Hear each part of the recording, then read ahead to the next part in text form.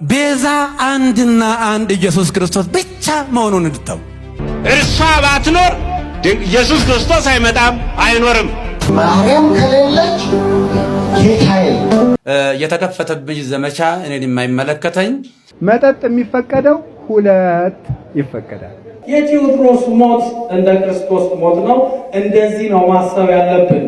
እንዳልኳችሁ መጽሐፈ ዶርሁ የተደረሰው በቅዱሳን ሐዋርያት ነው። ይሄው አንድ አባት የዓለም ቤዛ ኢየሱስ ነው በማለቱ ብቻ ከትንሽ እስከ ትልቁ ሁሉም ተረባርቦ ሲያወግዘው፣ ሲሰድበው፣ ሲመክረው ነው የዋለው። ነገር ግን ከዚህ በፊት አንድ አባት እንደዚህ ብሎ አስተምሮ ነበር።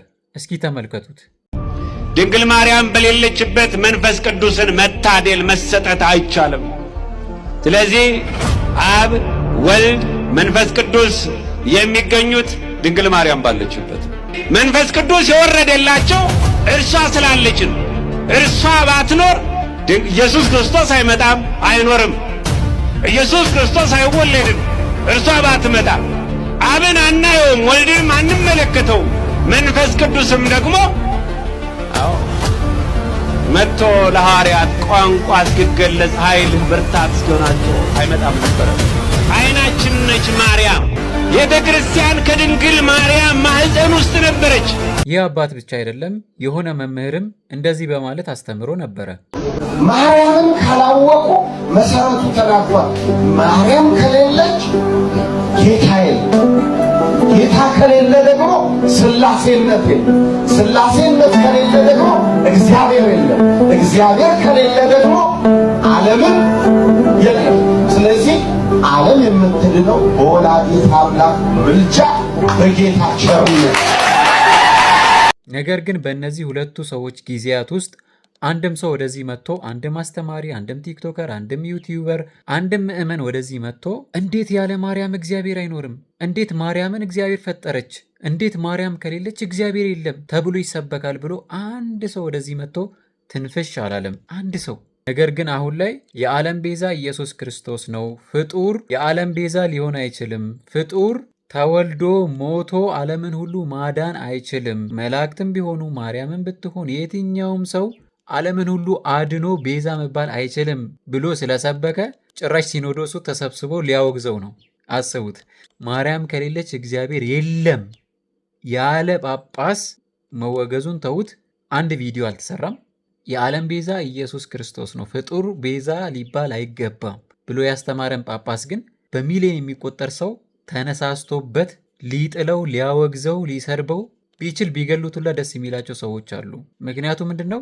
ማርያም ተነካች ብለው ነው። ይሄ ከማርያም ጋር የሚያገናኘው ነገር የለም። ይሄ የማርያም መነካት አይደለም። የዓለም ቤዛ ትናንትም ዛሬም ነገም ሁሌም ጌታ ኢየሱስ ክርስቶስ ብቻ ነው፣ ዓለምን ሁሉ ያዳነው። ማርያም የቤዛ እናት ናት እንጂ የዓለም ቤዛ አይደለችም። ቤዛ አንድና አንድ ኢየሱስ ክርስቶስ ብቻ መሆኑን እንድታው።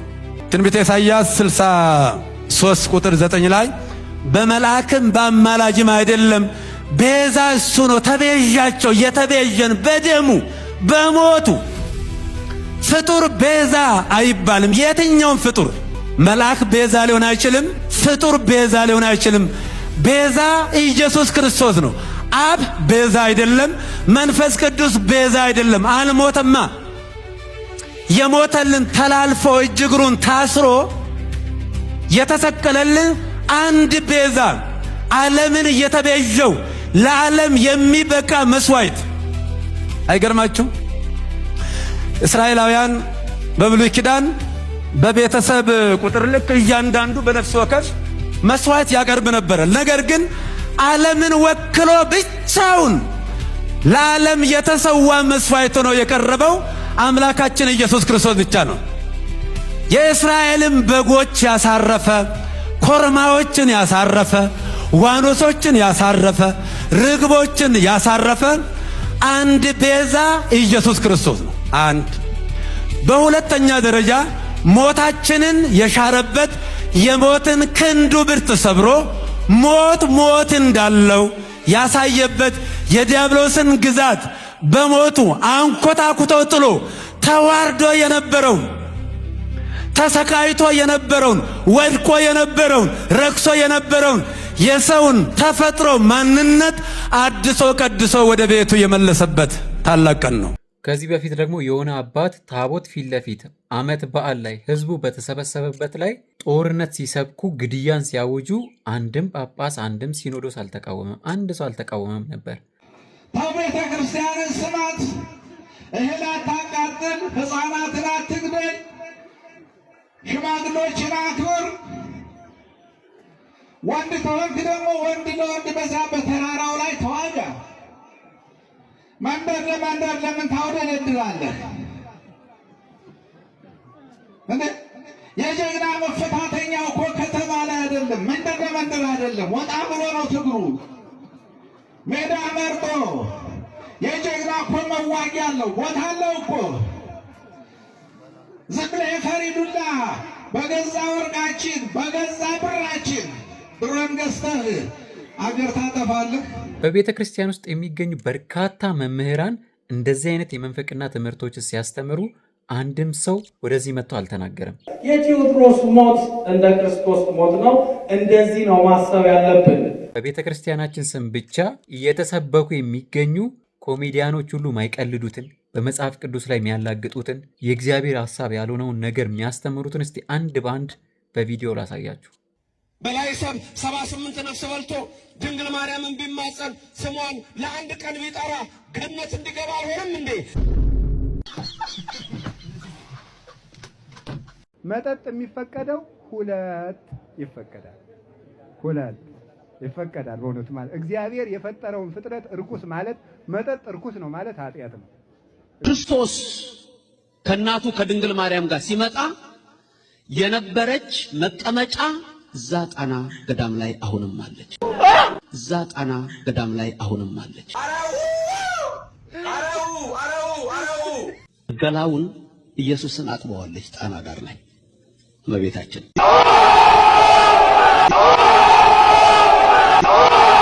መልከጼዴቅ ይባላል የኢትዮጵያ ሰው። ክብርና ምስጋና ለእግዚአብሔር ይድረሰው። አብርሃምን ባረከው፣ አብርሃምም አስራት ሰጠው፣ አቆረበው። ክህነት የኢትዮጵያ ነው። ክብርና ምስጋና ለእግዚአብሔር ይድረሰው። ክህነት ከመጀመሪያ የተሰጠች ክህነት የኢትዮጵያ። እንዳልኳችሁ መጽሐፈ ዶርሆ የተደረሰው በቅዱሳን ሐዋርያት ነው። ይሄው እዩት። እንደው መጽሐፈ ዶርሆ አለ የለም፣ ኦርቶዶክሳን ተመልከቱት ምን እንደሚል።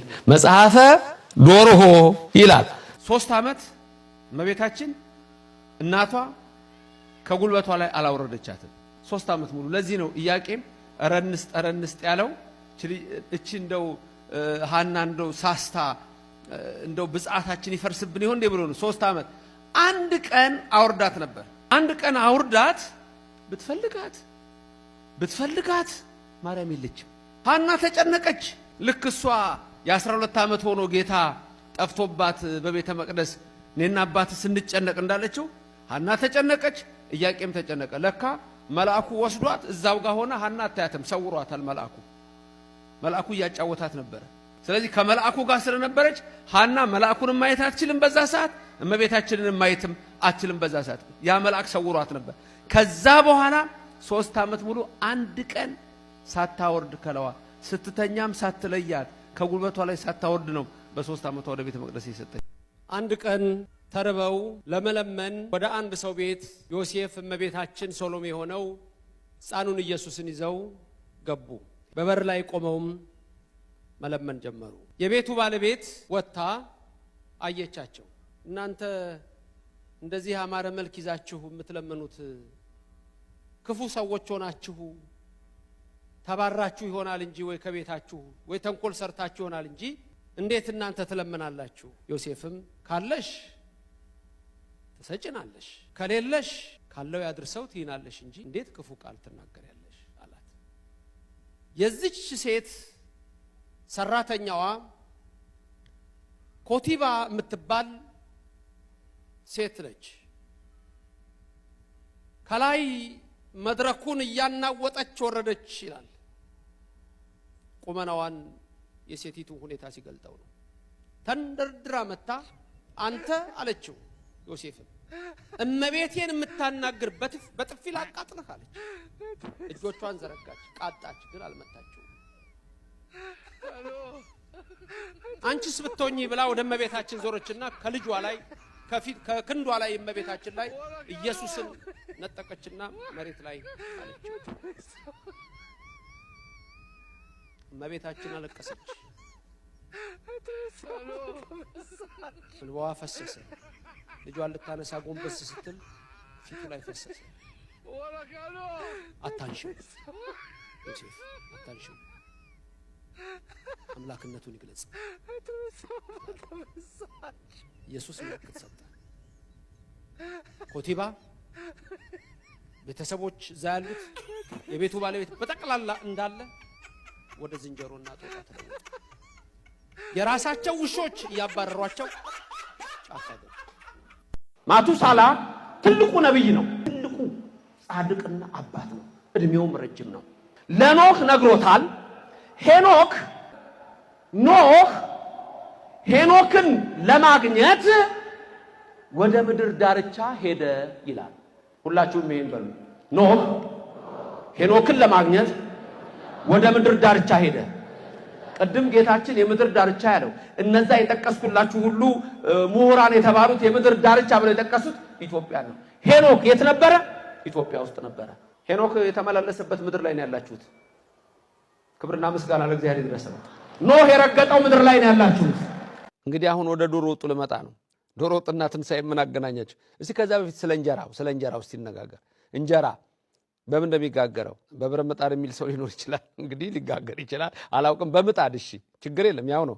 ምጣዱ ስንት ጉልቻ ይደረግበታል? 3 ጉልቻ፣ አንድ ምጣድ፣ እዛ ላይ አንድ እንጀራ፣ 3 ጉልቻ። አይገርማችሁም?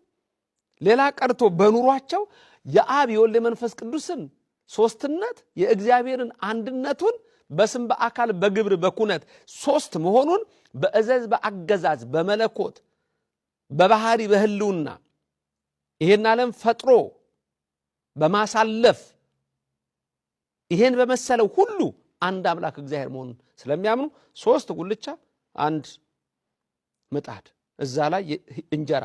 የህይወት ነገር የምናገኘው ደግሞ ከአምላካችን ከእግዚአብሔር ነው። አይደንቅም? ወደ ዶሮ ወጥ ከፋሲካ ምን አገናኘው? አሬ ዶሮ ወጡን ንገረን እያላችሁኝ እንደሆነ ይገባኛል። እናንተም እንደምታውቁት እናቶቻችን ዶሮ 12 ብልት አላት የሚለው ከ12ቱ ሐዋርያት ቁጥር ጋር ከዛ እንቁላል ተጨምሮ ለትንሣኤ የሚሆንበት ምክንያት ልንገራችሁ። የእንቁላሉ መውጣት ደግሞ ጌታችን መድኃኒታችን ኢየሱስ ክርስቶስ ሞትን ድል አድርጎ እንደተነሳና ሌላው ግን ጌታችን በሚሰቀልበት ጊዜ ከ500 ብቅ ከ600 ዝቅ ያሉ ሙታን ከመቃብር ተነስተዋል። በኢየሱስ ክርስቶስ በአምላካችን ኃይል በወጥ ሳይቀር በምድጃ ሳይቀር በመልእክት ሳይቀር በእያንዳንዱ ኦርቶዶክስ እችናት። እችን እምነት ግን ለማጥፋት ብዙ ተነስተዋል። መንፈስ ቅዱስ የወረደላቸው እርሷ ስላለችን፣ እርሷ ባትኖር ኢየሱስ ክርስቶስ አይመጣም አይኖርም። ኢየሱስ ክርስቶስ አይወለድም እርሷ ባትመጣ። አብን አናየውም፣ ወልድንም አንመለከተውም። መንፈስ ቅዱስም ደግሞ መጥቶ ለሐዋርያት ቋንቋ እስኪገለጽ ኃይል ብርታት እስኪሆናቸው አይመጣም ነበር። ማርያም ከሌለች ጌታ የለም። ጌታ ከሌለ ደግሞ ሥላሴነት የለም። ሥላሴነት ከሌለ ደግሞ እግዚአብሔር የለም። እግዚአብሔር ከሌለ ደግሞ ዓለምን የለም። ስለዚህ ዓለም የምትድነው በወላዲተ አምላክ ምልጃ በጌታ ቸርነት። ይህ አባትና ይህ አስተማሪ በግልጽ አማርኛ ማርያም ከሌለች ኢየሱስ አይኖርም ነበር ብለው አስተምረዋል። ያለና የሚኖር ያለ የነበረ የተባለለት ጌታ ኢየሱስ ክርስቶስ ማርያም ባትኖር አይኖርም ነበረ ብለው በዚህ ደረጃ ያስተማሩትን ትምህርት አንድም ሰው ወደዚህ መጥቶ አልተቃወመም። አንድም ሰው ፌስቡኩን፣ ቲክቶኩን፣ ዩቲዩቡን አላጨናነቀበትም። ኦልሞስት ሁሉም ሰው ልክ ናቸው ብሎ ነው የተቀበለው። አስቡት፣ የዛሬ 2000 ዓመተ ምህረት የተወለደችውን ድንግል ማርያምን ከሷ መወለድና መፈጠር በፊት ያለ የነበረ አብ፣ ወልድ፣ መንፈስ ቅዱስ የሚባሉትን እሷ ባትኖር አይኖሩም ነበረ፣ የሉም ነበረ፣ ጭራሽ ደግሞ እግዚአብሔር የሚባል የለም ብለው በዚህ ደረጃ አስተምረው የሲኖዶስ ስብሰባውን ተውት፣ ማውገዙን ምናምኑን ተውት። አንድ መምህር እንኳን አንድ ቲክቶከር እንኳን እንዴት አንድ ሰው እንኳን ይጠፋል ይህንን ነገር የሚቃወም? ማርያምን የፈጠረው እግዚአብሔር እንዴት ማርያም ባትኖር ፈጣሪው እግዚአብሔር የለም ይባላል? እንዴት ማርያም ባትኖር መንፈስ ቅዱስ አይወርድም ነበር ብለው ይሰበካል? መንፈስ ቅዱስ እኮ የሚኖረው በማርያም መኖር ውስጥ አይደለም። ማርያም ኖረችም አልኖረችም መንፈስ ቅዱስ መውረዱ መንፈስ ቅዱስ መገለጡ አይቀርም። አብ ወልድ መንፈስ ቅዱስ የሚባሉትም ከማርያም በፊት ያሉ የነበሩ ናቸው እንጂ ማርያም ስለተወለደች ማርያም ስለመጣች የመጡ አይደሉም። ምን ነው የአብርሃሙ ሥላሴ እየተባለ በየዓመቱ ይከበር የለ እንዴ? ለአብርሃም የተገለጠው ሥላሴ ማርያም ከመጣች በኋላ ነው የተገለጠው? ከማርያም ከስንት ሺህ ዓመት በፊት አይደለ እንዴ ለአብርሃም የተገለጡት? ዓለምን የፈጠሩት አብ ወልድ መንፈስ ቅዱስ ነው ብሎ የሚያምን ሰው እንዴት ማርያም ነች አብ ወልድ መንፈስ ቅዱስን የፈጠረችው እሷ ስላለች ነው የኖሩት ብለው በዚህ ደረጃ ያስተምራሉ። እኔ አፌ ሞልቼ ነው የምናገረው። ሲኖዶስ ሊሰበሰብ የሚገባው፣ ሲኖዶስ ሊያወግዝ የሚገባው፣ ሲኖዶስ ሊያግድ የሚገባው እነዚህን ሁለቱን ሰዎች እንጂ መጽሐፍ ቅዱስን የሚያስተምር መጽሐፍ ቅዱስን በግልጥ ለዓለም ሁሉ የሚሰብክ ሰው አይደለም። አይደለም ታድሶ፣ አይደለም መናፍቅ፣ አይደለም ጴንጤ፣ ከፈለጋችሁ ኢሉሚናቲ ማለት ትችላላችሁ።